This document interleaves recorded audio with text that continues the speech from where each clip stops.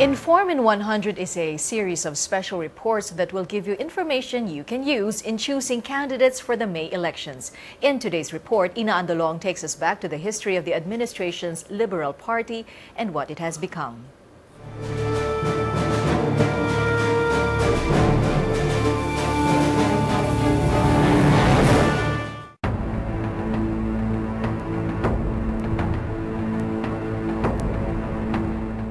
The word liberal comes from the Latin word liber, which means free. This is also where the political ideology liberalism comes from. For the Liberal Party of the Philippines, it's all about pushing for democracy.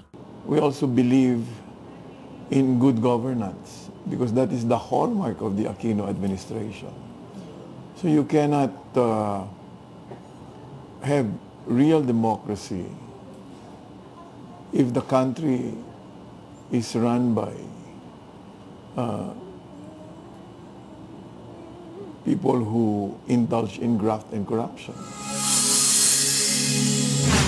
The Liberal Party was founded in 1946. It was a breakaway group of the Nacionalista Party led by then-Senator Manuel Rojas. The LP's notable members include the late Senator Ninoy Aquino, former Senate President Jovito Salonga, former Senator Jerry Rojas, and the late Interior Secretary Jesse Robredo.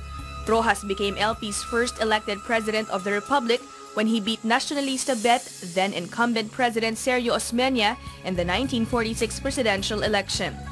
These two parties now belong to the same team in the May elections. LP stalwart Butch Abad says the LP teams up with other parties because they either share the same principles or as a tactical move.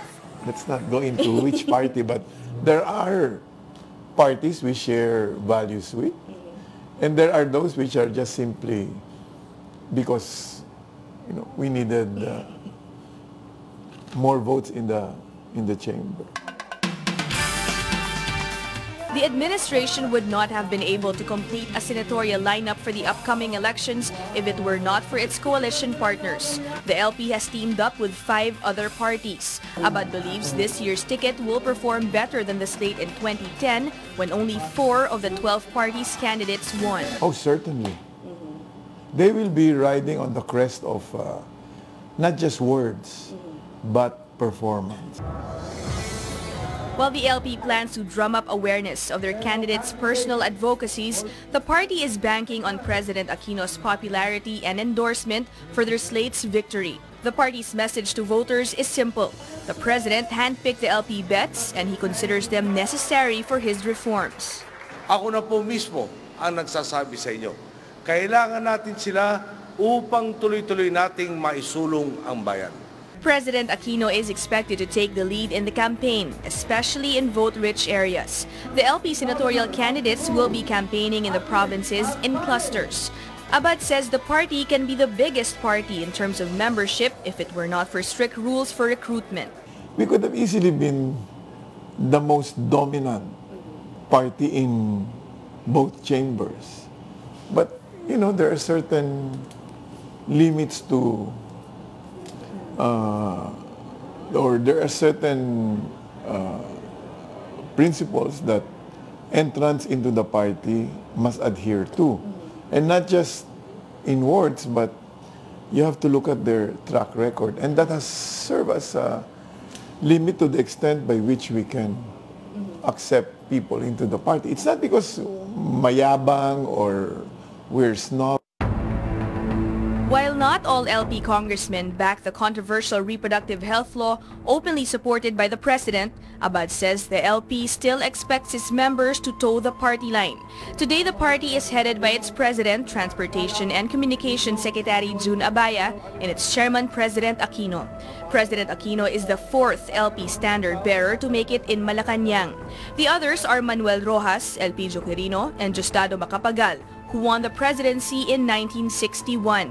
Abad says the big gap between Macapagal and Aquino was due to a party decision to boycott elections during the Marcos regime. We decided as a party that we were not going to legitimize the martial law regime of Marcos by participating in the electoral exercises under the martial law regime. So we excluded ourselves from electoral politics because we felt that they were all flawed. The LP membership dwindled between the terms of Macapagal and Aquino. President Aquino's victory in the 2010 elections gave the party a much-needed shot in the arm. Aquino's running mate in the 2010 presidential polls, then Senator and now Interior Secretary Mar Roxas, lost to Vice President Jejomar Binay. Roxas is the LP's most likely standard-bearer in 2016, when he is expected to go head-to-head with Binay again. Some believe Roxas' defeat was due to a supposed faction within the LP. There were two camps running the 2010 campaign. One supported the Aquino-Roxas tandem and another backed the Aquino-Binay or Noybi team-up. The Liberal Party is confident its senatorial candidates will perform well in the upcoming elections. The party learned its lesson the hard way. When it's a tight race, there's just no room for internal squabbles. Forging a united front spells the difference between victory and defeat. Ina Andalong, Solar News.